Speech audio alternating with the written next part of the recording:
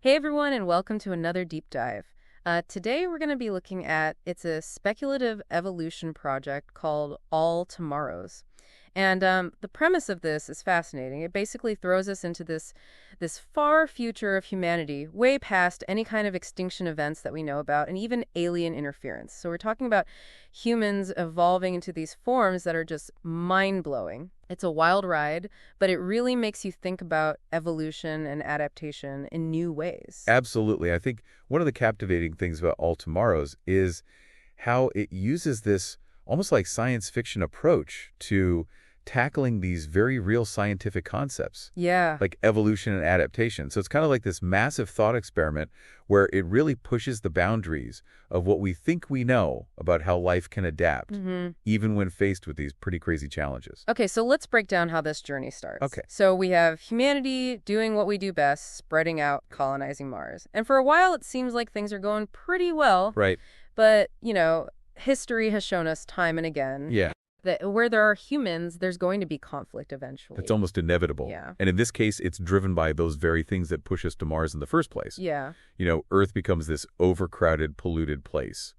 And Mars seems like the answer. Right. But the thing is, even as we branch out those old tensions and those old conflicts, they kind of tag along for the ride. And in this case, the tensions are really cranked up a notch because Martian Americans are literally evolving differently. Yeah. Due to the lower gravity, they become taller, thinner.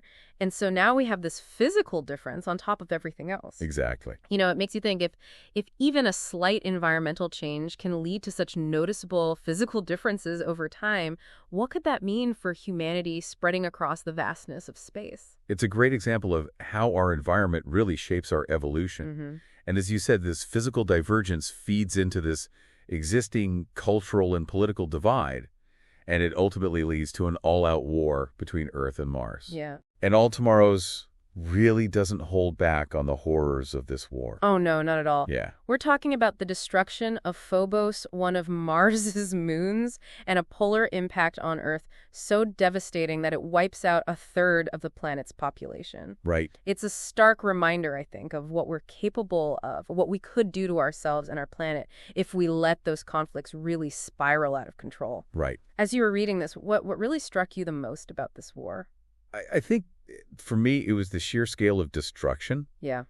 It highlighted just how fragile our existence is, Mm-hmm. even with all of our technological advancements. Yeah. And so it forces humanity to confront this urgent need for unity. Right. If we're going to survive, and that's where the star people enter the picture, Okay. they're this genetically engineered super species created with the sole purpose of unifying humanity and continuing our expansion into the stars. So it's like Yeah. a desperate last-ditch effort to fix our self-destructive tendencies. Oh, And sure. for a while, it actually seems to work. Right? These star people, they spring out across the galaxy, terraforming planets, building colonies with the help of some pretty advanced AI. Mm-hmm. There's a twist that comes with the solution. Yeah, there's always a twist. There's always a twist. There's this Oedipal complex that emerges where the first generation of humans, the Right. ones actually manufactured by these AI ships, they develop this fatal attachment to their main creators, and they end up rejecting their own kind and sadly perishing because of it. That's right. It makes you think, what does it really mean to be human if you're created by a machine? That's a profound question. Yeah. And I think this Oedipal complex really highlights these unforeseen psychological consequences Yeah. of our growing reliance on technology, even for something as fundamental as our own creation. Mm-hmm. Yeah. And this is where it gets really interesting because humanity discovers that we might not be alone in the universe. Right. And get this, they find a fossilized dinosaur on an alien planet. A dinosaur. What? A dinosaur. That's crazy. It's like something out of a science fiction movie. Yeah. And this Pandoravis Pandora, as they call it, Oh. it really throws a wrench into our understanding of life in the universe. Absolutely. It suggests that a much older, a much more advanced alien intelligence has been tinkering with life Right. on a galactic scale long before humans even entered the picture. That's wild. And then the Qui show up, and let me tell you, these guys are something else. Oh, boy. They're this ancient nomadic species, billions of years old, Okay. and they've got this almost godlike mastery over genetic manipulation and nanotechnology. Wow. They see themselves as the architects of the universe Ooh. with this mission to reshape it according to their vision. What went through your mind when you first read about the Kui? I think I was really struck by how All Tomorrows uses the Kui to illustrate how even the most benevolent of intentions can get warped over time. Yeah. So initially, their goal was self-preservation, to kind of protect themselves from their own power. But over eons, that noble pursuit morphs into this rigid dogma, this unwavering belief that they have the right to manipulate all life, Yeah. including us. Including us and the Kui's manipulation of humanity. I mean, it's brutal. Yeah. They see us as nothing more than raw material. Right. And they basically extinguish human civilization. Wow. But here's the kicker. They didn't just wipe us out completely. Okay. They reshape us. They twist our DNA into this crazy array of bizarre creatures Oh, goodness. scattered across the galaxy, just like that Homo sapiens is gone. What do you think? I mean, does that part of the story make you appreciate the fragility of our species even more? Definitely. I think it makes you realize that extinction doesn't always mean a clean slate. Sometimes it's more of a twisted transformation, Right. a reshaping into something utterly alien. Yeah, and that's where things get really interesting. Because Okay. now we're talking about a whole menagerie of post-human forms. Right. Each one a product of the Kui's manipulations. Wow. And that's actually where we'll pick up in part 2. Okay. I can't wait to hear about this. So stay tuned, listeners, because we're about to dive into some of the most bizarre and fascinating examples of evolution you've ever heard of. Sounds good. Okay, so we left off with humanity being wiped out, at least in the form that we know it, and reshaped into this kaleidoscope of bizarre creatures by the Kui. I mean, it's almost overwhelming to think about all these different evolutionary paths branching out from what was once human.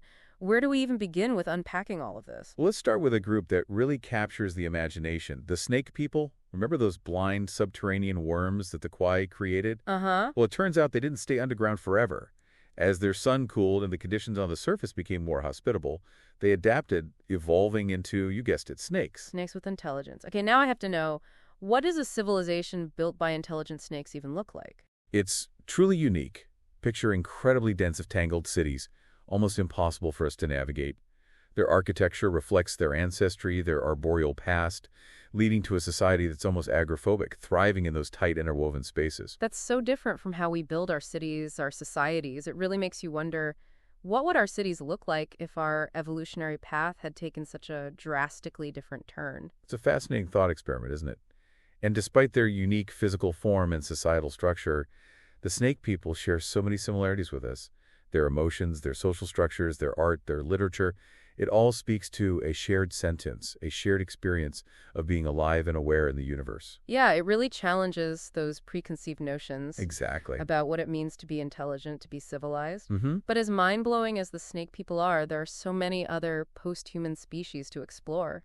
What about the killer folk? I mean, their name alone kind of gives me the chills. What were the Kwa thinking with that one? Well, remember those predatory humans, the ones with the razor-sharp claws? Oh, yeah.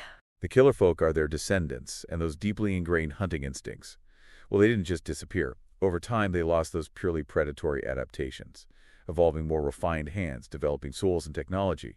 But those primal urges, they're still there, woven into the fabric of their being. So how does a species with this built-in drive to hunt evolve into a functioning society? I mean, it sounds like a recipe for a disaster. It's a fascinating example of how a species can grapple with its evolutionary baggage, so to speak.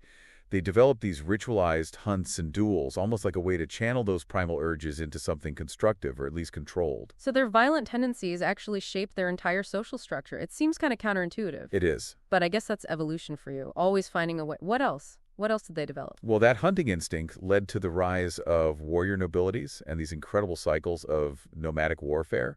It's a stark reminder that our evolutionary past can continue to influence us, even after millions of years and countless technological advancements. I mean, just look at us. We still struggle with aggression and violence, even though we like to think we've evolved beyond that. Yeah, it really makes you wonder, are we truly as civilized as we like to believe? But let's move on to another post-human species, one that takes a completely different approach to technology. The tool breeders, now these guys are really something else. Can you imagine a civilization that breeds its tools instead of building them? It's a radical departure from our understanding of technology, isn't it? Remember those aquatic humans? Yeah. Well, the tool breeders are their descendants living in the ocean depths. And down there, fire's useless, so they couldn't develop traditional metallurgy or engineering, so we turned to genetic manipulation, breeding and adapting living organisms to serve as tools and machines. So instead of forging metal, they're slicing genes. That's incredible. What kind of living tools did they come up with? Their cities are these amazing symbioses of different organisms, each serving a specific purpose. They have bioengineered power grids, living submarines, even organic computers. Wow. It really makes you rethink the very definition of technology, doesn't it? Absolutely. Who needs silicon and steel when you have the building blocks of life itself? Right. And the tool breeders didn't stop there. They eventually used their mastery of genetic engineering to build living spaceships venturing back out into the vastness of space. They truly embody the idea that life finds a way, even in the most unexpected of circumstances. But let's shift gears and talk about a group that raises some really profound questions about identity and inheritance. The Saurosapiens. Ah, the Saurosapiens. They have one of the most intriguing origin stories. Yeah. They actually descended from the livestock of a devolved human species, the lizard herders. Wow. Imagine that our food becoming our successors. Yeah, that's wild. Eventually, they stumbled upon the ruins of both the Star People and the Kwai, realizing that they weren't the first intelligent species on their planet. It triggered this existential crisis for them, forcing them to confront their place in this vast cosmic history. Yeah, it's like they inherited not only our world, Right. but also the remnants of our civilization, our technology, our fears, and our hopes. Exactly. And the fact that the Saurosapiens aren't even genetically related to humans, but they end up carrying the torch of our civilization. Right. I mean, it's a powerful illustration of how intelligence and civilization aren't exclusive to any one species or lineage. Absolutely. They also highlight, I think, the responsibility that comes with inheriting such a legacy, especially in a galaxy teeming with unknown dangers. What do you think? Does their story give you hope for the future of intelligence in the universe? It certainly does. I think the Saurosapiens demonstrate that sentience can emerge in the most unexpected of places, and that the spark of civilization, once ignited, can be carried forward even by those who didn't initially strike the flame. It's a beautiful thought. Yeah. And that adaptability takes on some truly mind-boggling forms with the modular people. Their ancestors, the colonials, were those horrifying fields of living flesh, remember? Yeah, I remember that. How on earth did they evolve into a sentient species, let alone one capable of building a utopia? It's a testament to the power of emergent complexity. Mm-hmm. Over time, those fields of flesh began to organize themselves with individual cells specializing in forming these interconnected colonies. Wow. Each module performed a specific function, and together they formed a greater whole, a truly collective intelligence. It's like taking concept of teamwork to a whole new level. And they managed to achieve something that most human societies can only dream of: a utopia. They live in complete unity and harmony, able to merge and separate, exchanging parts as needed. No conflict, no scarcity, just pure cooperation. It's both beautiful and a little unsettling. I mean, what would it even be like to exist as part of such a collective? Would we even recognize ourselves? It challenges our very notion of individuality, doesn't it? Mm-hmm. Are we truly defined by our physical boundaries? Or is there something more fundamental, something that transcends those limitations? The modular people offer, I think, a glimpse into a radically different way of being, a form of consciousness that's interconnected on a level we can hardly fathom. It's almost too much for my brain to process right now. But while we're on the topic of pushing the boundaries of what we consider normal, we have to talk about the Terra Sapiens.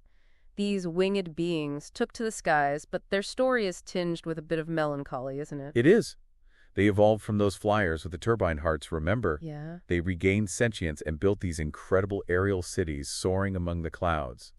But their accelerated metabolisms, the very thing that fueled their flight, also led to incredibly short lifespans. Oh, wow. They lived their entire lives at warp speed, cramming as much experience and knowledge into their brief time as possible. So they had this really profound understanding of the preciousness of time, every moment charged with meaning. Right. I mean, they make our worries about deadlines and schedules seem trivial. Right. But it's a poignant reminder that intelligence and technological advancement don't necessarily guarantee a long and carefree existence. It underscores the idea that every evolutionary adaptation comes with trade-offs. Right. Benefits and drawbacks intertwined. Mm-hmm. The Terra Sapiens might have had short lives, but they burned brightly, making the most of every fleeting moment. Their story reminds us that sometimes the greatest wisdom comes from acknowledging our limitations and finding meaning within them. Absolutely. And speaking of limitations, let's talk about the asymmetric people.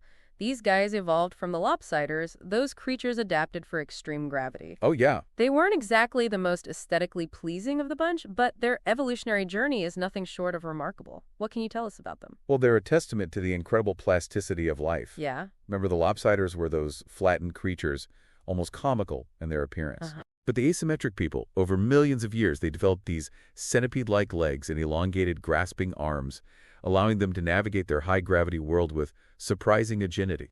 It's amazing how life can adapt to even the most extreme environments, but their story takes kind of a dark turn, doesn't it? Unfortunately, yes, they engineered a new subspecies adapted for lower gravity to colonize other planets. Right. And in a move that echoes humanity's own history, they ended up wiping out their parent race, the lopsiders. Oh, wow. It's a stark reminder that even as we evolve, we can still be driven by those same primal instincts, the thirst for power and dominance. It's a sobering thought, isn't it, that even with advanced intelligence and technology, we might not be able to escape those darker aspects of our nature.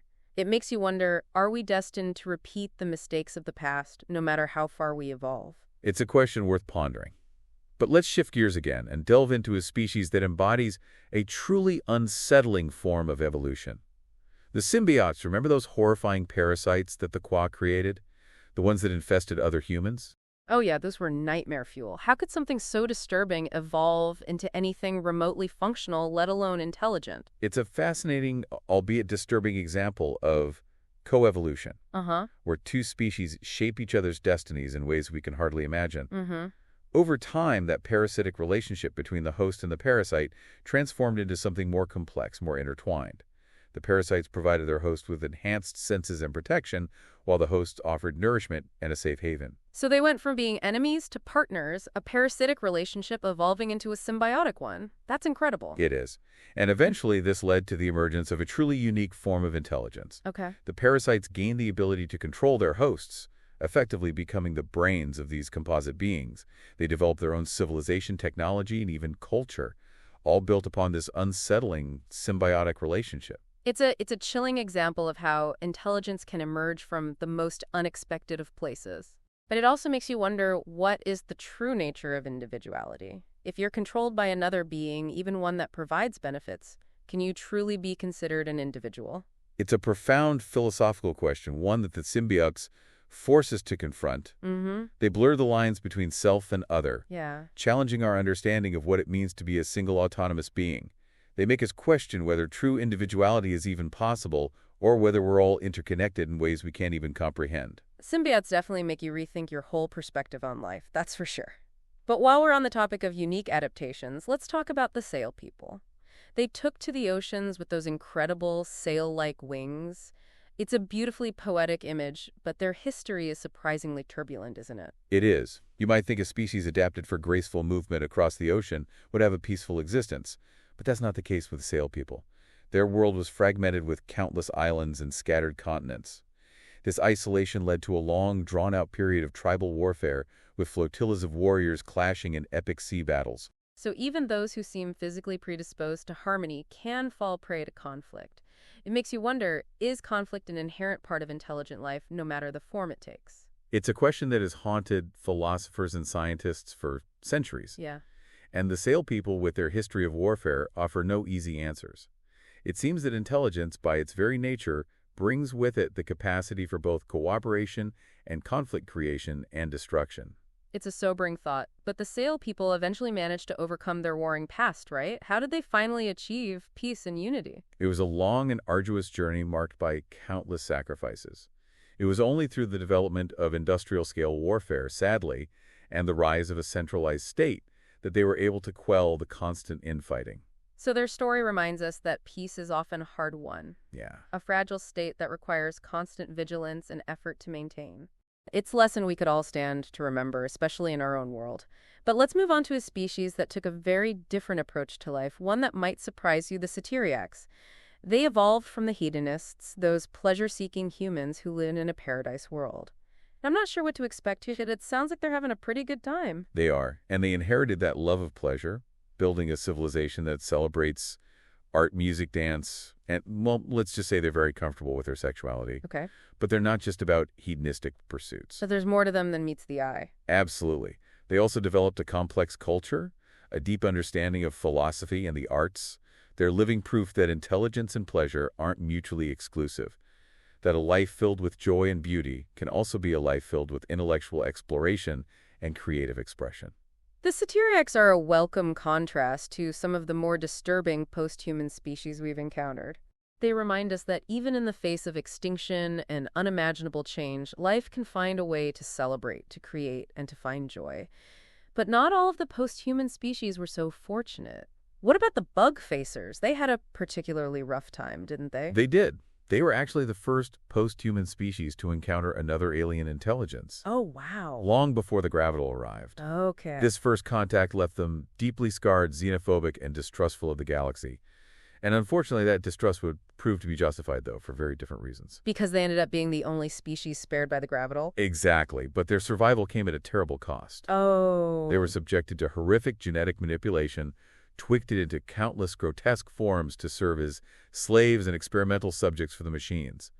It's a chilling example of how even in the face of extinction survival can be a double-edged sword.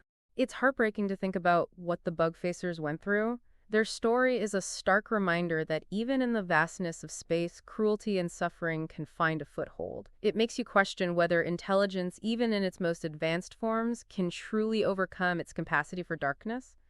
But amidst all this chaos and tragedy, there's one group that stands apart.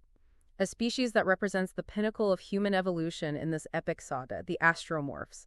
They're the ones who took refuge in those massive space arcs, right? The ones who evolved from the spacers. Exactly, the astromorphs, with their spindly insectile bodies, multiple limbs, and minds that stretch out like wings. They're practically gods, living in these vast interconnected space arcs that dwarf even the largest planets. But their story is so incredible, so mind-boggling, that it deserves its own dedicated exploration. And that's exactly what we'll do in the next part of our deep dive. So hold on tight, listeners, because we're about to enter the realm of the truly godlike. Okay, so we've journeyed through this far future, encountered this whole menagerie of post-human species, each more bizarre and thought-provoking than the last.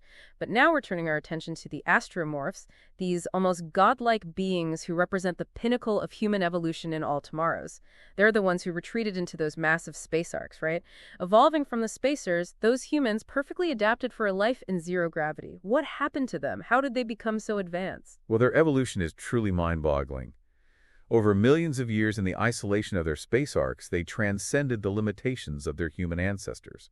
We're talking spindly insectile bodies, multiple limbs and brains, so large they stretch out like wings. Wow, it's hard to even comprehend, and they live in these vast, interconnected arcs that dwarf even the largest planets. It's like something straight out of a science fiction epic. Yeah, it really is. But what's even more fascinating is that their intelligence, it becomes almost incomprehensible to us.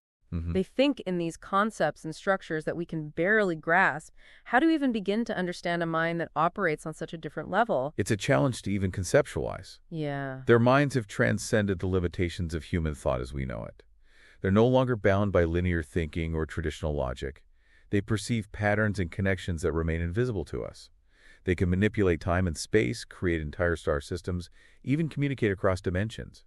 It's almost as if they're playing with the very fabric of reality. It's mind-blowing. They've gone from being this species fleeing for survival to becoming the ultimate architects of the universe.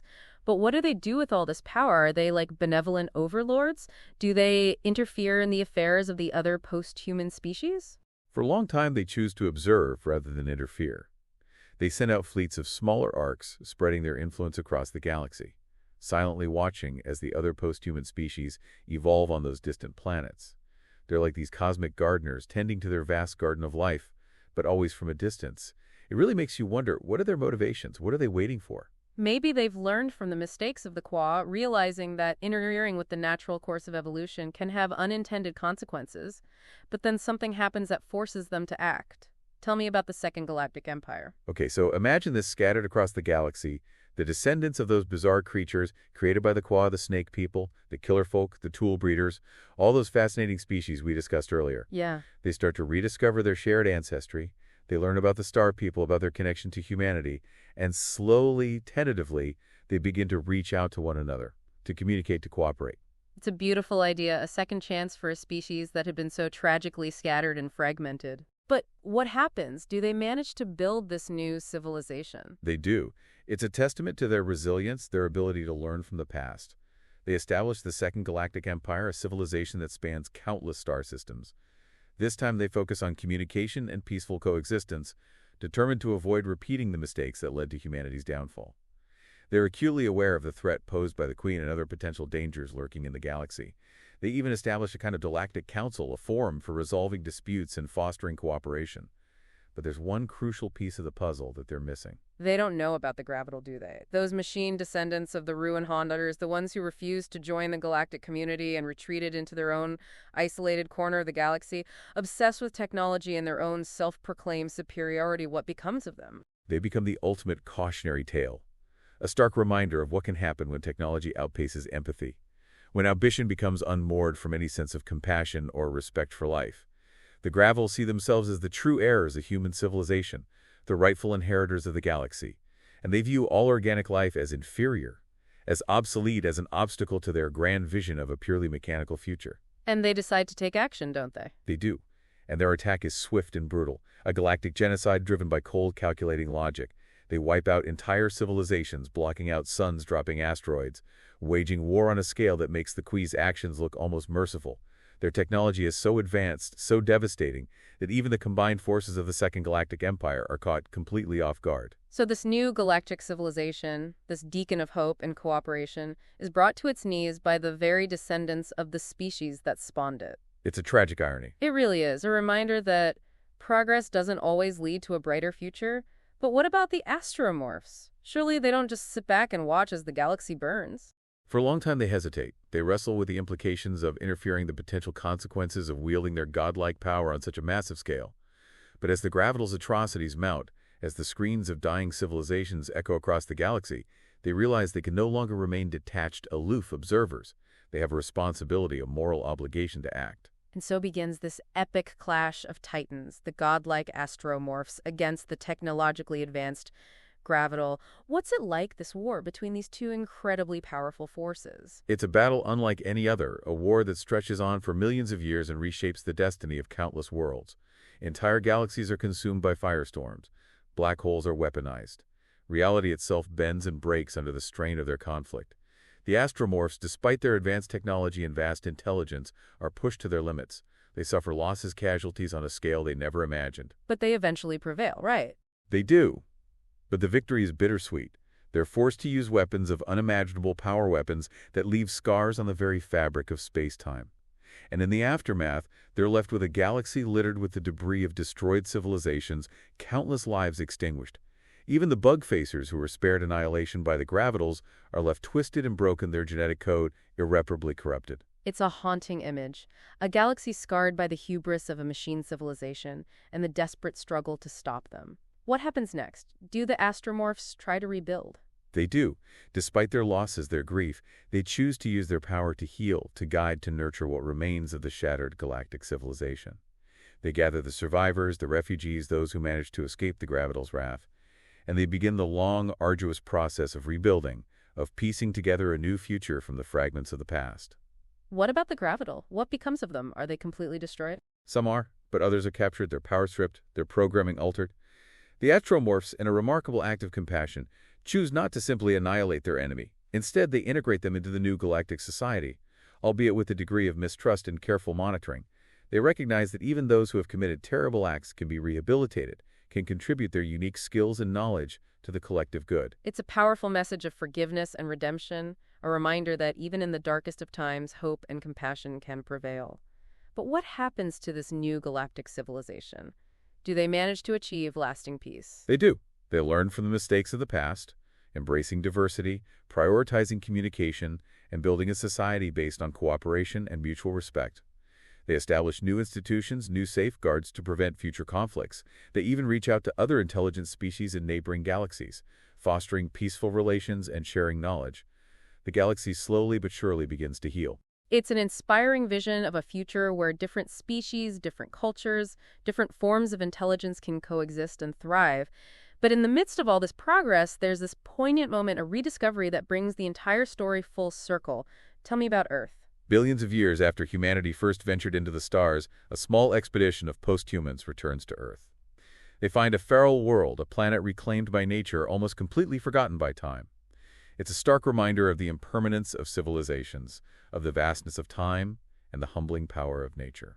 It's like a pilgrimage to a sacred site, a journey back to the cradle of their species. It must have been a profound experience to stand on that ancient soil, to feel the weight of billions of years of history beneath their feet. What do they do there? Do they try to reclaim their ancestral home? They choose to leave it as they found it. A wild and untamed world, a testament to the enduring power of life. They build a small monument, a marker of their passing, a tribute to the species that gave rise to all that came after. And then they depart, carrying with them the memories, the lessons, the hopes, and the dreams of their ancestors. All Tomorrow takes us on this incredible journey through time and space, showcasing the resilience of life, the potential for both great beauty and terrible destruction. What do you think is the most important takeaway from this speculative evolution project? What should our listeners ponder as they go about their lives? I think the story of humanity, as told through All Tomorrows, is ultimately about the journey, not the destination. It's about embracing the unknown, adapting to change, and learning from our mistakes. It's a reminder that even in the face of extinction, the spark of life, of intelligence, can find a way to rekindle, to adapt, to evolve into something new and wondrous. It's a powerful message, one that gives us both hope and a sense of responsibility. Hope that even when things seem bleak, life finds a way, and responsibility to use our intelligence, our creativity, and our compassion to shape a future that is both sustainable and fulfilling, not just for ourselves, but for all life in the universe. Thanks for joining us on this deep dive into All Tomorrows. We hope it sparked your imagination and left you pondering the incredible possibilities that lie ahead, both for our species and for life itself.